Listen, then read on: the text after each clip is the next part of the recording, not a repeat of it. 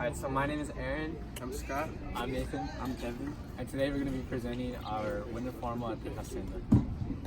Facing a problem, and the problem is that we are trying to maximize the amount of profit we can make having the winter formal dance at the Hacienda with the given constraints, and X represents the early tickets and then Y represents the late tickets, and then the inequalities that we had was X plus Y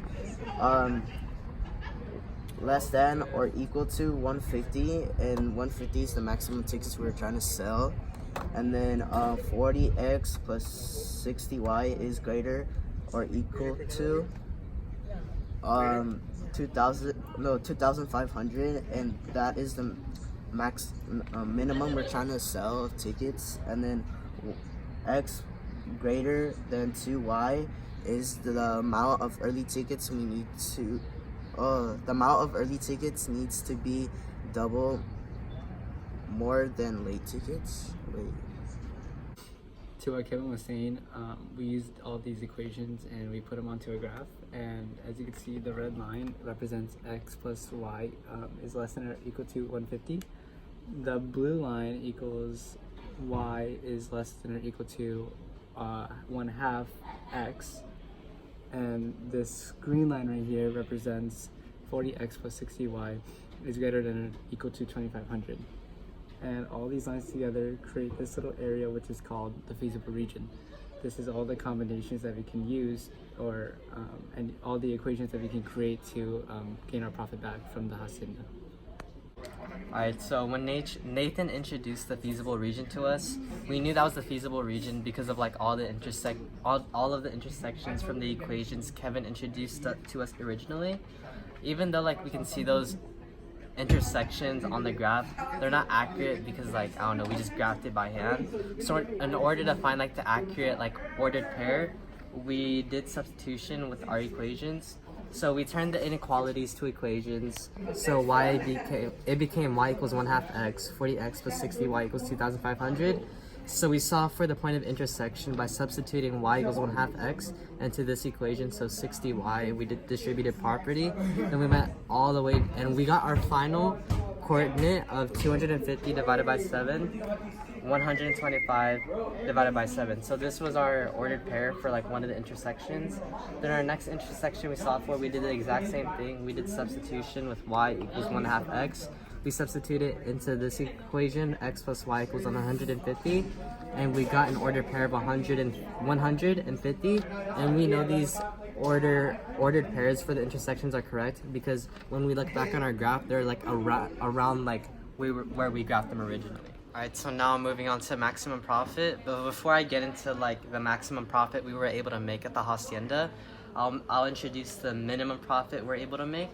So the minimum profit that the ordered pair that was able to help make the minimum profit was 62.50.